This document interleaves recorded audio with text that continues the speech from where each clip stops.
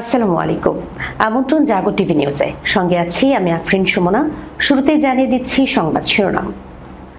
খান ইউনিসে নবনির্মিত সামরিক পোস্টে মেশিন গান এবং আরপিজি দিয়ে হামাসের অতর্কিত হামলা, ইহুদি সেনা দলের ওপর আত্মঘাতী বোমার বিস্ফোরণ যোদ্ধাদের, 10 হামাস যোদ্ধা সহ নিহত বহু হায়না সেনা। ভয়াবহ অভিযানের দ্বিতীয় ধাপ অনুমোদন, গাজার পথে 80,000 ইসরায়েলি সেনা। নেতানিয়াহুকে উচিত জবাব দিল অস্ট্রেলিয়া। আপনি কতজন মানুষকে হত্যা করেছেন বা কত শিশুকে ক্ষুধার্ত রেখেছেন সেটি দিয়ে শক্তি মাপা হয় না, নেতানিয়াহুকে এক হাত নিলেন অস্ট্রেলিয়ার মন্ত্রী। আরও অধিক ক্ষমতা সম্পন্ন শক্তিশালী ক্ষেপণাস্ত্র বানিয়েছে ইরান। পুনরায় আক্রান্ত হলে ইরানের প্রতিক্রিয়া হবে আরও মারাত্মক, আশ্চর্যজনক। ইসরায়েলকে ইরানি প্রতিরক্ষা মন্ত্রীর হুমকি। ইউরোপ জুড়ে দাবানলের তাণ্ডব, 16 দিনের তীব্র তাপপ্রবাহে স্পেনেই 1100 জনের প্রাণহানি। ভেনেজুয়েলার কাছে যুদ্ধজাহাজ ও অ্যাটাক সাবমেরিন মোতায়েন যুক্তরাষ্ট্রের। ভারতের গুজরাটে বোরকা পরা ছাত্রীদের সন্ত্রাসী হিসেবে দেখানো নিয়ে বিতর্ক। ভারতে থাকছেন একা, নেই কাজ। দিল্লিতে মাথায় চুল গজানোর চিকিৎসা করছেন ঢাকার সাবেক পলাতক আওয়ামী লীগ এমপিরা। দর্শক, শিরোনাম শুনছিলেন, এবার জানিয়ে দিচ্ছি বিস্তারিত। খান ইউনিসে নবনির্মিত সামরিক পোস্টে মেশিন গান এবং আরপিজি দিয়ে অতর্কিত হামলা, হামাসের সেনা দলের ওপর আত্মঘাতী বোমার বিস্ফোরণ যোদ্ধাদের, 10 হামাস যোদ্ধা সহ নিহত বহু হায়না সেনা। ফিলিস্তিনি সশস্ত্র গোষ্ঠী হামাসের যোদ্ধারা দখলদার ইসরায়েলের সেনাদের লক্ষ্য করে জটিল এক অভিযান চালিয়েছে। বুধবার সকালে গাজার খান ইউনিসে তাদের হামলায় বেশ কয়েকজন ইসরায়েলি সেনা হতাহত হয়েছে বলে দাবি করেছে সশস্ত্র গোষ্ঠীটি। তারা বলেছে, খান ইউনিসে ইসরায়েলি সেনাদের নবনির্মিত সামরিক পোস্টে অতর্কিত হামলা চালানো হয়। ওই সময় খুব কাছ থেকে একটি বাড়ির ভেতরে থাকা ইসরায়েলি সেনাদের উপর হালকা অস্ত্র থেকে গুলি ও গ্রেনেড ছুড়ে বেশ কয়েকজনকে হত্যা করা হয়। এছাড়া তাদের এক স্নাইপার ও একটি মার্কাভা 4 ট্যাঙ্কের কমান্ডারকে গুলি করে আহত করেছে যোদ্ধারা। হতাহতের উদ্ধার করতে দ্রুত ইসরায়েলি বাহিনীর আরেকটি দল আসে। তখন তাদের মধ্যে গিয়ে এক যোদ্ধা আত্মঘাতী বোমার বিস্ফোরণ ঘটান। এতে আরো কয়েকজন সেনা আহত ও নিহত হয়। হামাসের যোদ্ধারা বিবৃতিতে জানিয়েছে, এই অতর্কিত হামলায় মর্টার ফায়ার, ট্যাঙ্ক বিধ্বংসী গোলা এবং বিস্ফোরক ব্যবহার করা হয়েছে। কয়েক ঘন্টা স্থায়ী এই অভিযান শেষে তাদের যোদ্ধারা সেখান থেকে সরে যায় বলে জানিয়েছে সশস্ত্র গোষ্ঠীটি। দখলদার ইসরায়েল হামাসের হামলার তথ্য স্বীকার করে জানিয়েছে, খান ইউনিসে তাদের সেনাদের ওপর অন্তত 18 হামাস যোদ্ধা অতর্কিত হামলা চালায়। এতে এক সেনা গুরুতর আহত এবং 2 জন সামান্য আহত হয়। দখলদাররা দাবি করেছে, তাদের পাল্টা হামলায় হামাসের 10 যোদ্ধা নিহত হয়েছে। এই হামলায় হামাসের যোদ্ধারা মেশিন গান এবং আরপিজি ব্যবহার করেছে বলে জানিয়েছে ইসরায়েলি সেনাবাহিনী। তারা সুড়ঙ্গ থেকে বের হয়ে হামলা চালায় বলেও নিশ্চিত করেছে ইসরায়েল। সূত্র Al Jazeera, Times of Israel. Israeli সেনাবাহিনী গাজা উপত্যকার সবচেয়ে বড় নগরী দখল করার পরিকল্পনায় এবার প্রায় 80,000 রিজার্ভ সেনা মোতায়েনের প্রস্তুতি নিচ্ছে। বুধবার ইসরায়েলি গণমাধ্যমগুলো এমন খবর প্রকাশ করেছে। তাদের দাবি, 1 মাস পর মোতায়েনের কথা থাকলেও অভিযানের প্রস্তুতি জোরদার করতে এই সেনাদের আগেভাগেই ডাকা হচ্ছে। ইসরায়েলি কর্মকর্তারাই স্বীকার করেছেন, দীর্ঘায়িত যুদ্ধ সেনাদের মধ্যে ক্লান্তি ও ক্ষোভ বাড়িয়ে তুলেছে। ফলে এবার রিজার্ভ সেনাদের সারা প্রত্যাশার তুলনায় কম হতে পারে বলে আশঙ্কা প্রকাশ করেছেন তারা। এতে দখল পরিকল্পনা আগামী বছর পর্যন্ত গড়িয়ে যেতে পারে। ইসরায়েলের প্রতিরক্ষা মন্ত্রী ইসরায়েল কাটস মঙ্গলবার জানিয়েছেন, সেনা প্রধান ইয়াল জামির ও গোয়েন্দা কর্মকর্তাদের সঙ্গে তিনি নতুন সামরিক পরিকল্পনা অনুমোদন করেছেন। পরিকল্পনা অনুযায়ী নিয়মিত ব্রিগেডগুলো গাজা নগরী ঘিরে ফেলবে এবং প্রায় 10 লাখ বাসিন্দাকে নগরী ছাড়তে বাধ্য করবে। এর আগে বহুবার এমন এমন আকস্মিক অভিযানে হাজার হাজার সাধারণ মানুষ পালাতে না পেরে নিহত হয়েছে। বুধবার দ্য টাইমস অফ ইসরায়েল প্রতিরক্ষা সূত্রের বরাতে জানায়, মন্ত্রী ইসরায়েল কাটজ গাজা সিটিতে সেনাবাহিনীর আক্রমণাত্মক পরিকল্পনা অনুমোদন করেছেন। এই আক্রমণাত্মক অভিযানকে গিডিয়নস চ্যারিয়টস বি নামে ডাকা হচ্ছে। একই নামে পূর্ববর্তী আরেকটি অভিযান চালিয়েছিল আইডিএফ। তখন হামাসকে জিম্মি চুক্তিতে চাপ দেওয়ার জন্য আইডিএফ উপত্যকার 75% অঞ্চল দখল করে নিয়েছিল। সূত্র press TV, the Times of Israel. নেতানিয়াহুকে উচিত জবাব দিল অস্ট্রেলিয়া। আপনি কতজন মানুষকে হত্যা করেছেন বা কত শিশুকে ক্ষুধার্ত রেখেছেন সেটি দিয়ে শক্তি মাপা হয় না। নেতানিয়াহুকে এক হাত নিলেন অস্ট্রেলিয়ার মন্ত্রী। অস্ট্রেলিয়ার প্রধানমন্ত্রী অ্যান্থনি আলবানিজকে দুর্বল আখ্যা দিয়ে ইসরায়েলের প্রধানমন্ত্রী বেনিয়ামিন নেতানিয়াহুর করা মন্তব্যের কড়া জবাব দিয়েছেন অস্ট্রেলিয়ার স্বরাষ্ট্রমন্ত্রী টনি বার্ক। তিনি বলেন, আপনি কতজন মানুষকে হত্যা করেছেন বা কত শিশুকে ক্ষুধার্ত রেখেছেন সেটি দিয়ে শক্তি মাপা হয় না। বুধবার অস্ট্রেলিয়ার জাতীয় সম্প্রচারকে দেয়া এক সাক্ষাৎকারে তিনি এই মন্তব্য করেন। টনি বার্ক বলেন, প্রধানমন্ত্রী অ্যান্থনি আলবানিজ সেটা করেছেন, সেটা দিয়েই শক্তি অনেক ভালোভাবে পরিমাপ করা যায়। যখন এমন একটি সিদ্ধান্ত এসেছে যেটা আমরা জানি যেটা ইসরায়েল পছন্দ করবে না, আলবানিজ সরাসরি নেতানিয়াহুকে বলেছেন। তিনি বলেছেন, আমরা কি করতে যাচ্ছি যাতে এতে আপত্তি থাকলে সরাসরি বলতে পারেন। তারপর তাদের কথা শুনে জনসম্মুখে ঘোষণা করে যা করা দরকার তা করা হবে। এর আগে মঙ্গলবার সোশ্যাল মিডিয়ায় অ্যান্থনি আলবানিজের উপর তীব্র আক্রমণ চালান নেতানিয়াহু। তিনি বলেন, ইতিহাস আলবানিজকে একজন দুর্বল রাজনীতিবিদ হিসেবে স্মরণ করবে, যিনি ইসরায়েলের সাথে বিশ্বাসঘাতকতা এবং অস্ট্রেলিয়ার ইহুদিদের পরিত্যাগ করেছিলেন। গাজা যুদ্ধ ঘিরে সাম্প্রতিক সময়ে দুই ঘনিষ্ঠ মিত্র অস্ট্রেলিয়ার সঙ্গে ইসরায়েলের সম্পর্ক ক্রমশই খারাপ হচ্ছে। সম্প্রতি ফিলিস্তিন রাষ্ট্রকে স্বীকৃতি দিতে চাওয়ার এই সম্পর্ক আরো খারাপ হয়েছে। গত সোমবার ইসরায়েলের কট্টর ডানপন্থী এমপি সিমচা রথম্যানের ভিসা বাতিল করে অস্ট্রেলিয়া। তার বক্তব্য, দেশটিকে বিভক্তির দিকে ঠেলে দিতে পারে এমন আশঙ্কায় তার ভিসা বাতিল করা হয়। আরো অধিক ক্ষমতা সম্পন্ন শক্তিশালী ক্ষেপণাস্ত্র বানিয়েছে ইরান। পুনরায় আক্রান্ত হলে ইরানের প্রতিক্রিয়া হবে আরো মারাত্মক, আশ্চর্যজনক। ইসরায়েলকে ইরানি প্রতিরক্ষা মন্ত্রীর হুমকি। ইরান আরো উন্নত ও শক্তিশালী ক্ষেপণাস্ত্র বানিয়েছে বলে হুঁশিয়ারি উচ্চারণ করেছেন দেশটির প্রতিরক্ষা মন্ত্রী আজিজ নাসিরজাদে। তিনি বলেছেন, ইসরায়েল যদি আবার আক্রমণ চালায় তাহলে ইরান আরো উন্নত ও শক্তিশালী ক্ষেপণাস্ত্র ব্যবহার করবে। 12 দিনের যুদ্ধে যে ক্ষেপণাস্ত্রগুলো ব্যবহার করা হয়েছিল সেগুলো কয়েক বছর আগের তৈরি। এখন আমাদের কাছে আরো উন্নত ক্ষমতার ক্ষেপণাস্ত্র রয়েছে এবং যদি জায়নবাদী শত্রু আবার আগ্রাসনের নামে আমরা নিঃসন্দেহে তা ব্যবহার করব। মধ্য জুনে ইসরায়েল ইরানে বিমান হামলা শুরু করে, যার ফলে উভয় দেশের মধ্যে 12 দিন ধরে তীব্র যুদ্ধ চলে। ইসরায়েলি হামলায় নিহত হয় ইরানের শীর্ষ সামরিক কমান্ডার, পরমাণু বিজ্ঞানী ও শত শত বেসামরিক নাগরিক।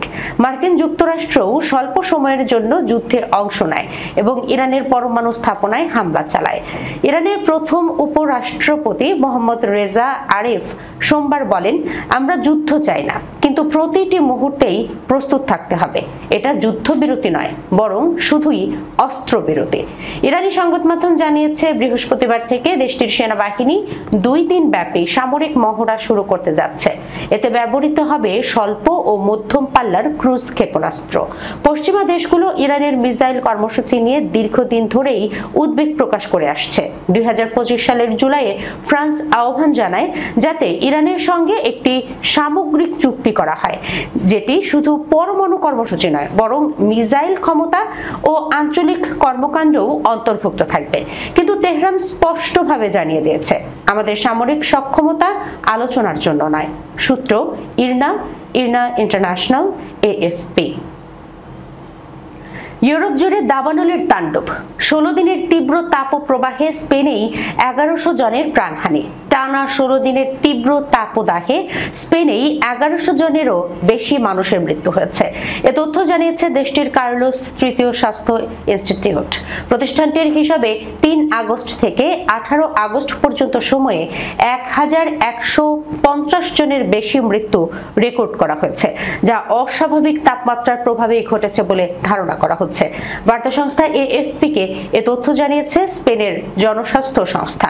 এ সংক্রান্ত গবেষণায় ব্যবহার করা হয়েছে স্পেনের মর্টালিটি মনিটরিং সিস্টেম এর তথ্য, যা ঐতিহাসিক প্রবণতার সঙ্গে তুলনা করে মৃত্যুর ধরন নির্ধারণ করে। এছাড়া জাতীয় আবহাওয়া সংস্থার আবহাওয়াজনিত তথ্যও যুক্ত করা হয়েছে, যদিও মোমো সরাসরি মৃত্যুর কারণ হিসেবে উচ্চ তাপমাত্রাকে নিশ্চিত করেনি। তবে এটি এমন মৃত্যুর সবচেয়ে নির্ভরযোগ্য অনুমান দেয় যেখানে তাপপ্রবাহ একটি প্রধান ভূমিকা পালন করেছে বলে মনে করা হয়। এর আগের মাসে একই প্রতিষ্ঠান জানিয়েছিল স্পেনে 1060 জন অতিরিক্ত মানুষ মারা গেছে তীব্র গরমের কারণে, যা গত বছরের একই সময়ের তুলনায় 57% বেশি। আবহাওয়া ও জলবায়ুবিদদের মতে বৈশ্বিক উষ্ণায়নই বিশ্বজুড়ে তাপপ্রবাহকে দীর্ঘস্থায়ী, অধিকতর তীব্র ও ঘন ঘন করে তুলেছে। ভেনেজুয়েলার কাছে যুদ্ধজাহাজ ও অ্যাটাক সাবমেরিন মোতায়েন যুক্তরাষ্ট্রের। দক্ষিণ ক্যারিবীয় অঞ্চলে ভেনেজুয়েলার উপকূলে যুক্তরাষ্ট্র মোতায়েন করছে কয়েকটি যুদ্ধজাহাজ ও সামরিক যান। বার্তা সংস্থা রয়টার্সের এক প্রতিবেদনে মঙ্গলবার এ তথ্য নিশ্চিত করা হয়েছে।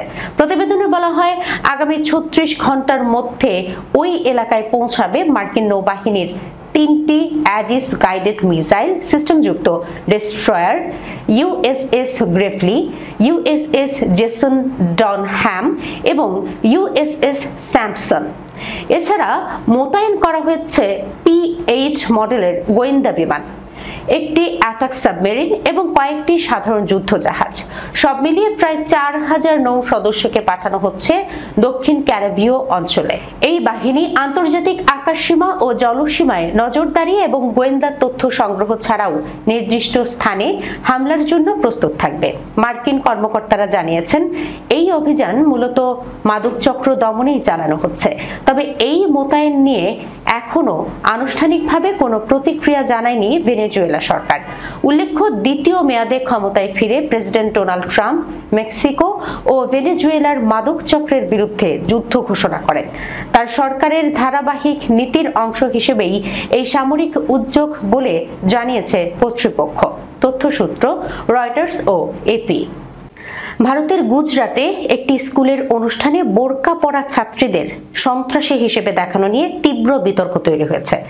গত 15ই আগস্ট ভারতের স্বাধীনতা দিবস উপলক্ষে আয়োজিত ওই সাংস্কৃতিক অনুষ্ঠানে স্কুল ছাত্রীদের বোরকা পরে সন্ত্রাসী চরিত্রে অভিনয় করতে দেখা যায়। বিবিসি জানিয়েছে, অনুষ্ঠানের শিক্ষার্থীরা একটি নাটক উপস্থাপন করে। সেখানে কালো বোরকা ও হাতে খেলনা বন্দুক নিয়ে কয়েকজন ছাত্রীকে সন্ত্রাসী চরিত্রে দেখানো হয়। নাটকে তাদের অন্য শিক্ষার্থীদের দিকে গুলি চালানোর অভিনয় করতে দেখা গেছে। ঘটনার ভিডিও সামাজিক যোগাযোগ মাধ্যমে ছড়িয়ে পড়তেই বিষয়টি ব্যাপক সমালোচনার জন্ম দেয়। ভিডিওতে জম্মু ও কাশ্মীরের পেহেলগাঁও হামলা বলে উল্লেখ রয়েছে এবং ব্যাকগ্রাউন্ডে দেশাত্মবোধক গান বাজতে শোনা যায়। ভিডিও ভাইরাল হওয়ার পর ভারতের মুসলিম সম্প্রদায়ের নেতারা ক্ষোভ প্রকাশ করেছেন। তারা জেলা প্রশাসকের কাছে লিখিত অভিযোগ জমা দিয়ে স্কুল কর্তৃপক্ষের বিরুদ্ধে ব্যবস্থা নেওয়ার দাবি জানিয়েছেন। স্থানীয় মুসলিম নেতা জহুর ভাই জেজা বলেন, মেয়েদের বোরকা পরিয়ে সন্ত্রাসী সাজানো হয়েছে। এর মাধ্যমে মুসলমানদের অপমানিত ও হেয় করা হয়েছে। নিষ্পাপ শিশুদের ব্যবহার করে সমাজে বিভাজন সৃষ্টির চেষ্টা করা হয়েছে। আমরা এর তীব্র নিন্দা জানাই এবং স্কুলের প্রিন্সিপাল সহ সংশ্লিষ্টদের অবিলম্বে বরখাস্তের দাবি জানাই। বিতর্কের পর স্কুলের প্রিন্সিপাল রাজেন্দ্র কুমার দাভে দুঃখ প্রকাশ করেছেন। তিনি বলেন, এটি একটি বালিকা বিদ্যালয়। প্রতি বছর আমরা স্বাধীনতা দিবসে নাটক মঞ্চস্থ করি। এবার অপারেশন সিঁদুর বিষয়ক নাটক উপস্থাপন করা হয়েছিল। বাচ্চাদের পোশাকে যদি কোনো ভুল থেকে থাকে এবং তা নিয়ে কোনো সম্প্রদায়ের অনুভূতিতে আঘাত লেগে থাকে, তার জন্য আমি আন্তরিকভাবে দুঃখিত। আমাদের উদ্দেশ্য কখনোই কারো ধর্মীয় অনুভূতিতে আঘাত করা ছিল না। সূত্র বিবিসি বাংলা। গত বছর গণ অভ্যুত্থানে ক্ষমতাচ্যুত হয় সাবেক স্বৈরাচার প্রধানমন্ত্রী শেখ হাসিনার সরকার। এরপর হাসিনা সহ তার সরকারের অনেক এমপি ভারতে পালিয়ে যান। তাদের কয়েকজনকে নিয়ে গতকাল মঙ্গলবার প্রতিবেদন প্রকাশ করেছে ভারতীয় সংবাদ মাধ্যম দ্য প্রিন্ট। তারা কি করছেন, কিভাবে জীবনযাপন করছেন সেগুলো প্রতিবেদনে তুলে ধরা হয়েছে। এর মধ্যে ঢাকার এক তরুণ সাবেক এমপি জানিয়েছেন তিনি বাংলাদেশ থেকে পালিয়ে যাওয়ার পর বেকার হয়ে গেছেন। তিনি 2024 সালের ডিসেম্বরে বাংলাদেশ থেকে পালিয়ে কলকাতায় যান। কলকাতার নিউ টাউনের 2 BHK এর একটি অ্যাপার্টমেন্টে একাই থাকছেন।